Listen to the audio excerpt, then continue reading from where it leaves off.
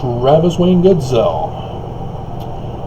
The opening hymn is Iron Maiden's In the Gata da Vida, or the Simpsons variation of it, by Ron Butterfly. Did I put Iron Maiden? Man, Butterfly. In the Garden of Eden. And the closing hymn will be Def Leppard, Armageddon. By request, I am giving a summary video. And so I had to script it, and I already botched it.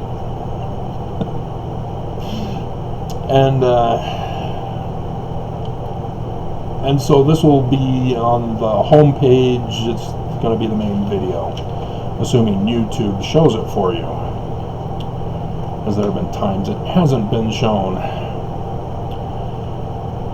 So I'm Travis Wayne Goodsell. I have 2 channels. The other one is TWG. TWG was originally in the beginning intended to be for my business. That has changed because YouTube over time has wrongfully attacked me and has tampered with my channel, as my videos and channels are for religious material content. It's a naughty no-no to tamper with somebody's religion. I caught the church, which means I have documents of them paying for my assassination.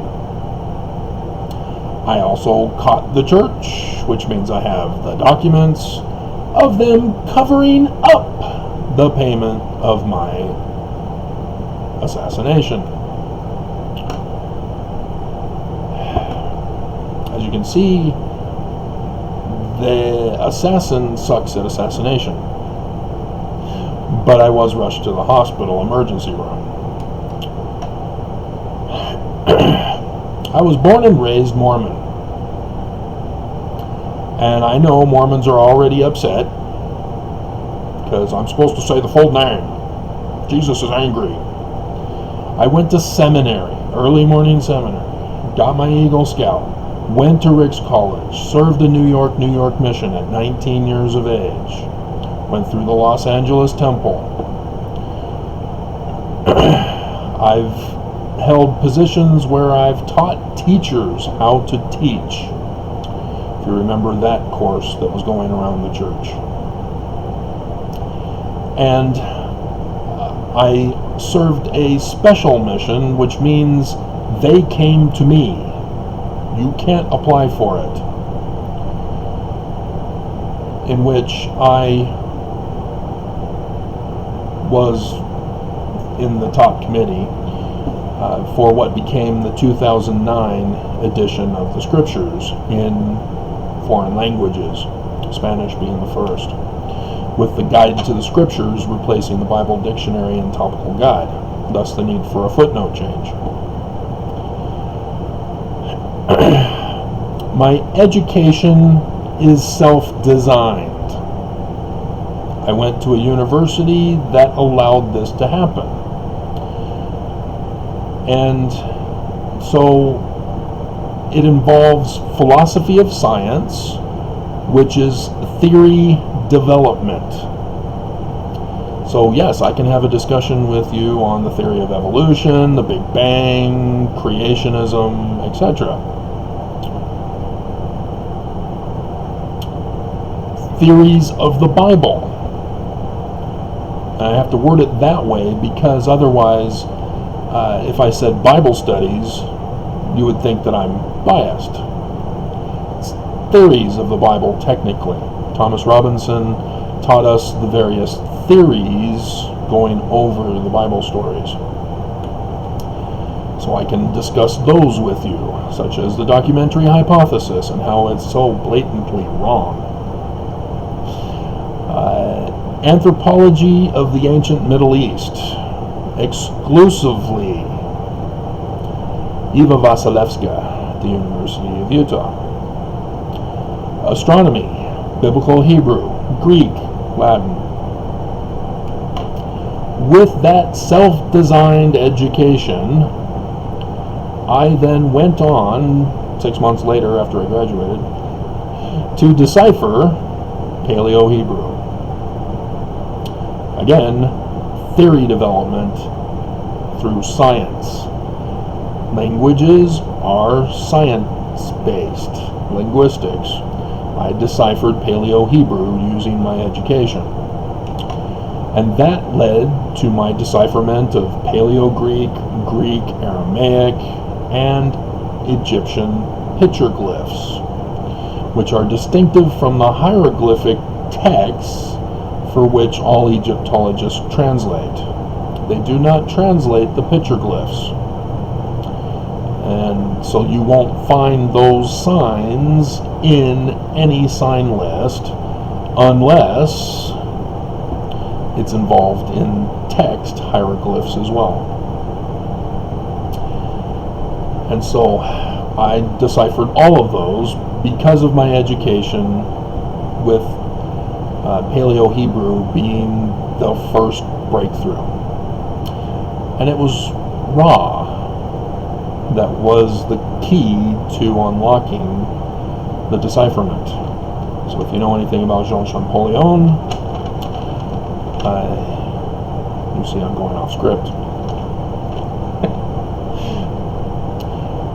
All this then led to me being independently involved with the Zeitgeist movement in 1999, or beginning in 1999. You might know of Gary Greenberg with his 101 Myths of the Bible, as well as D.M. Murdoch with her AKA, which I'm not good at pronouncing unless I hear it. So seeing it spelled does not help me pronounce it.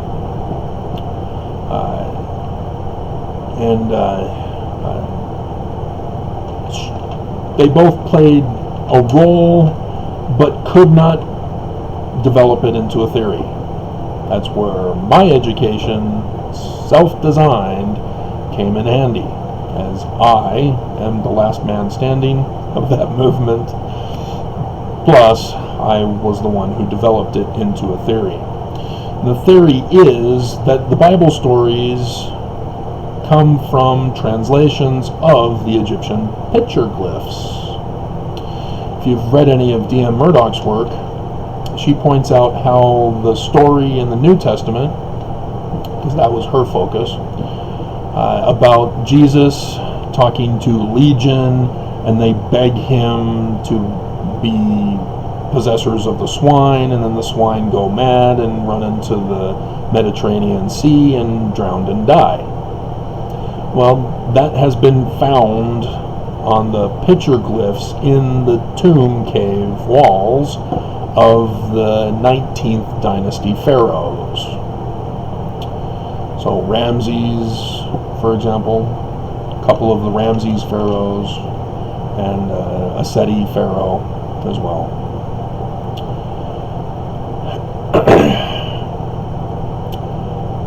Having pursued science first,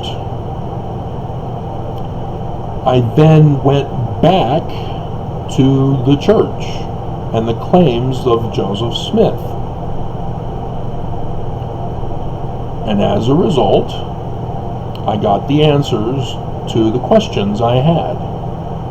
From the King Follett Discourse, his translation of the biblical Hebrew text is correct. And I've continued on, because he only gives half of Genesis 1:1.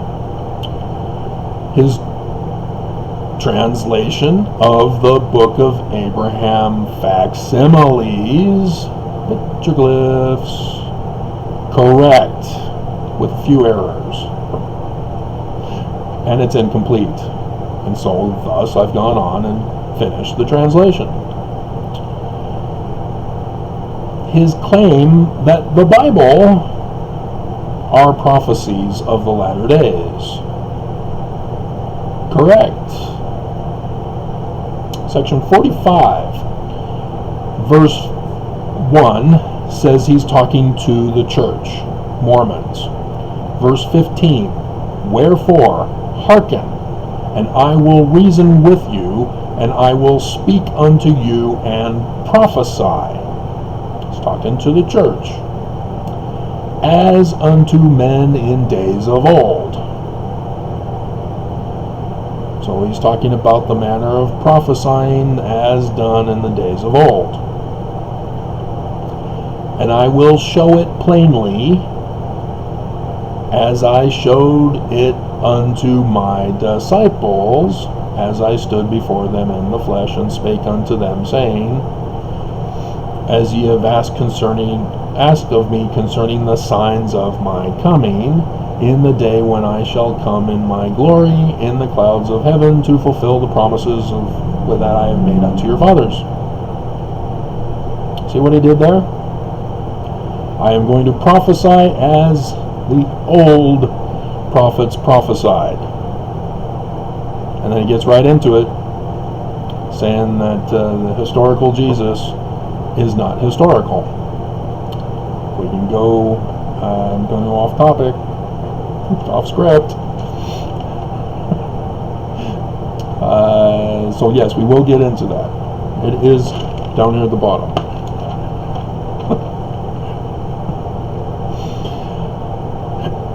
And so because of all this knowledge that I have obtained through the fields of science, my bishop, Reed Hammond at the time, extorted my church attendants to have me drop everything. All my knowledge, all my education, all my decipherments and discoveries. So I don't go back to church. Nobody extorts me.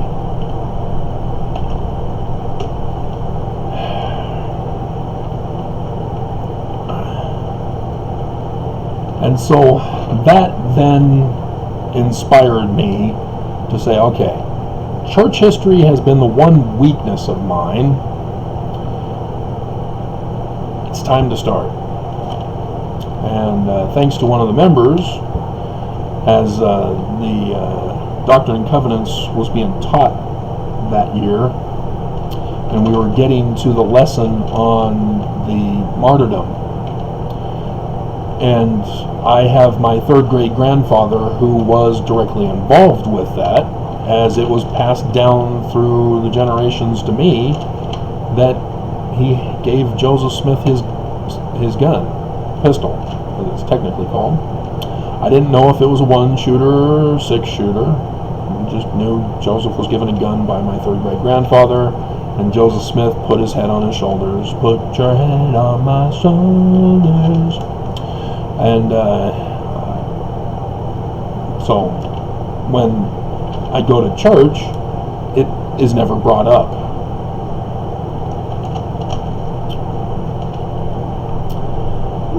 And so I, of course, having been taught through my self-designed education to develop theories using science, not to bias things and tamper with studies, as is quite common these days, I use those same principles in my study of church history and research.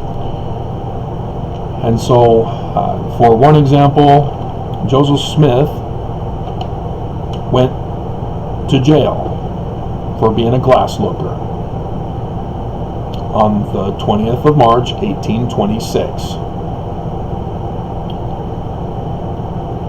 Okay, what is he doing with the Urim and Thummim? He's not allowed to take it out and even touch it until 1827. It's those kind of things you look for when you're doing research. First, you get the facts.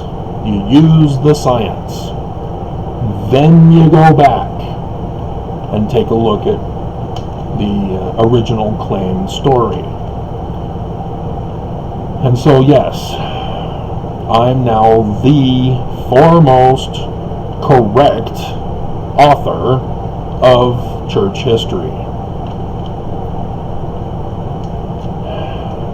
Joseph Smith Sr. was a part of the New Israelites, which was a Congregationalist religion in Vermont. It incorporated Jewish mysticism, which is code. It involves the Tree of Life and Gematria. You know that by Revelation, in which 666 is the number of the beast. And so everybody tries to figure out if Obama or Osama bin Laden or whoever they hate corresponds with 666 so they can justify their hate. It also involved prophecy, specifically for apocalyptic revelation. And thus Revelation, the book of Revelation, was a part of their organization, their religion.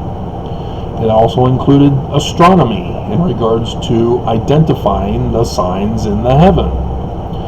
Because John's Revelation has a number of signs in the heaven that are talked about. And so if it refers to the latter days, they are going to give a precise date through the science of astronomy that we can all know of the day and the hour of the latter days. Joseph Smith Sr. was also involved in the York Rites Freemasonry, not to be confused with the 33-degree ranking in the Scottish Rites Freemasonry. The York Rites involves the Knights Templar, the bloodline from King David through Solomon. It involves Egyptian gold plates buried in southern Illinois caves. Nobody's found it, so it could just be legend. They did purchase the eastern half of the United States for the purpose of building the Kingdom of Zion, the New Jerusalem, the restoration of King David. And for it to be built up and set in motion for April 2024. Remember astronomy and the signs in the heavens in the book of Revelation? Joseph Smith Sr. became a Master Mason of the York Rites Freemasons in 1818 in Canandaigua, New York. And so in 1826, he was still the Master Mason when Captain William Morgan came to town and was writing his book in Canandaigua, New York. And the enemy found out about him writing his book. He'd been there since 1823. But 1826, the enemy falsely accused him of minor crimes to continually keep him locked up in jail. So after the second one that occurred on 9/11 of September 1826, it became clear he was not going to be allowed to finish his book. And so the Batavian Press published a book instead with his name, telling us all about the duties and responsibilities of a Master Mason, of whom Joseph Smith Sr. was a Master Mason. And William Morgan was disappeared. And the whole mess that ensued. There was anti-Mason movement that burned down almost all Freemasonic temples. And a certain member of the church was certain that all the documents and records of the Canandaigua, New York Lodge were destroyed.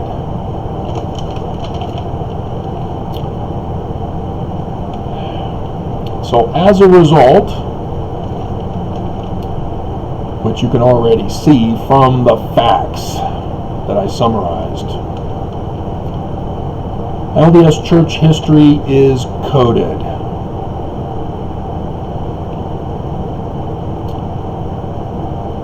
We already knew the Doctrine and Covenants was coded.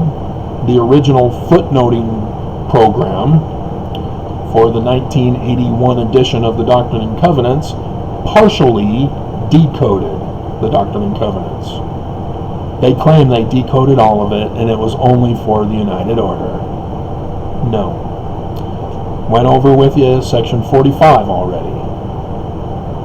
He's prophesying to Mormons using the story from the Gospels.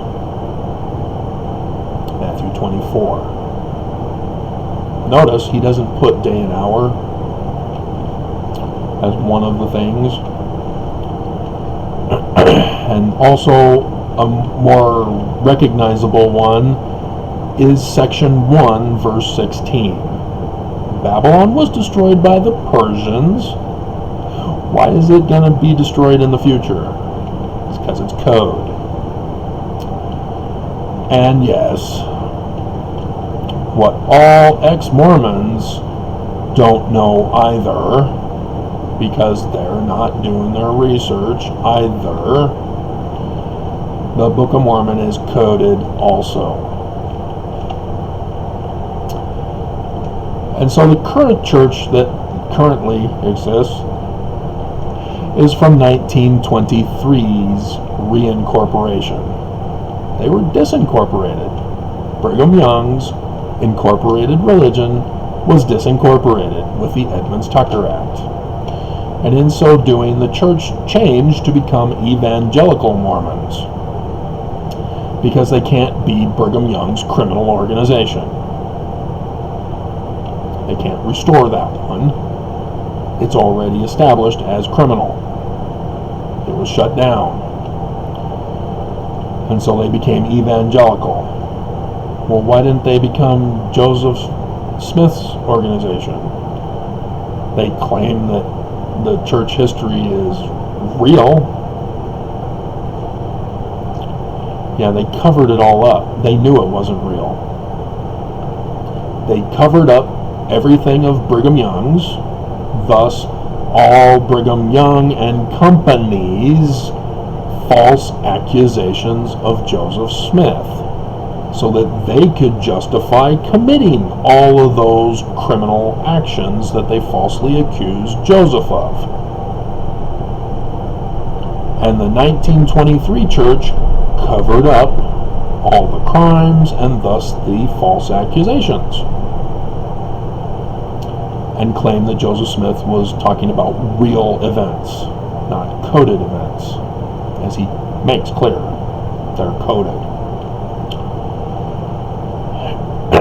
And in so doing, ex-Mormons and historians are exposing the 1923 cover-ups, and for some bizarre reason are believing the false accusations against Joseph Smith.